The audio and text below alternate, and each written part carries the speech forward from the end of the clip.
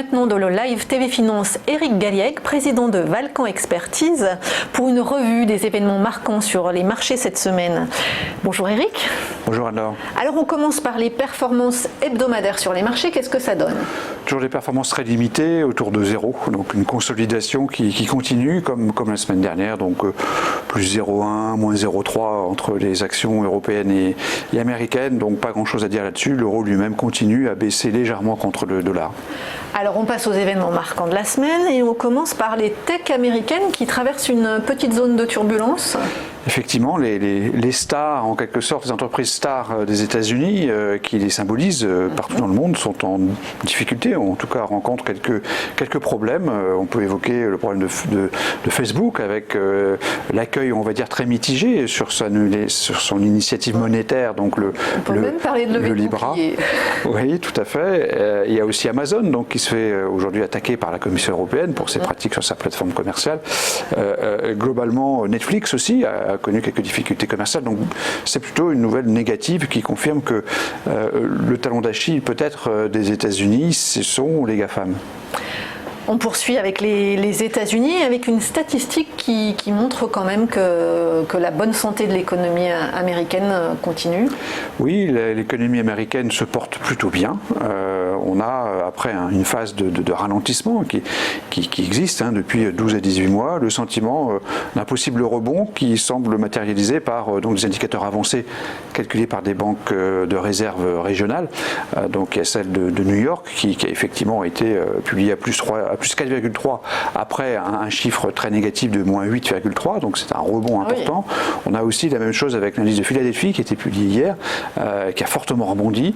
Donc ça semble marquer qu'effectivement l'économie américaine ralentit, c'est sûr, mais elle reste finalement robuste et c'est bien sûr plutôt une bonne nouvelle. On part en Europe maintenant avec le franc suisse. On n'en parle pas souvent du franc suisse. Le franc suisse, c'est une monnaie importante au niveau international parce qu'elle représente finalement une sorte d'indicateur de stress. Et donc ce dont on se rend compte aujourd'hui, c'est que la parité du change extérieur de la monnaie helvétique est aujourd'hui en train de remonter fortement, ce qui indique donc des difficultés pour potentiellement des difficultés pour l'économie suisse qui doit toujours affronter des revalorisations de sa monnaie, mais surtout cet indicateur de stress qui se dégrade et qui montre qu'il y a finalement du stress dans les marchés financiers aujourd'hui. C'est-à-dire que les investisseurs se réfugient sur le Voilà, la valeur refuge que représente le franc suisse s'apprécie, ce qui est plutôt le signe donc d'un stress général sur les marchés. Et on termine avec le succès des emprunts d'État grecs. À l'opposé, on a en Grèce donc un très fort succès de la dernière adjudication donc de 2,5 milliards d'obligations à 7 ans qui ont été placées à un taux de 1,9%, ce qui est un taux extrêmement bas, le plus bas historique pour ces obligations, ce qui montre qu'il y a toujours une liquidité extrêmement abondante qui vient compenser le stress évoqué précédemment sur le franc suisse. Donc effectivement, une situation de liquidité très très favorable et des taux d'intérêt toujours extrêmement bas.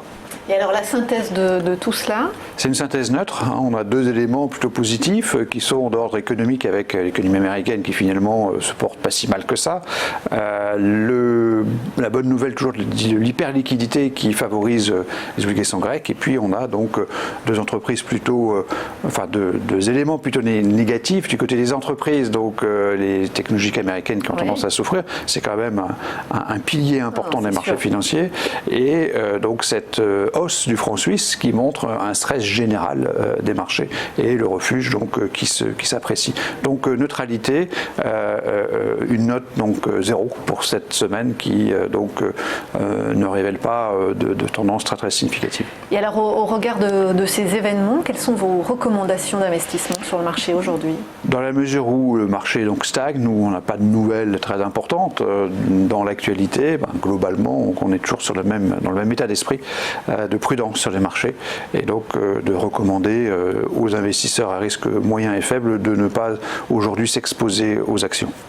Merci beaucoup Éric Galliègue. Je le rappelle, vous êtes président de Valcan Expertise.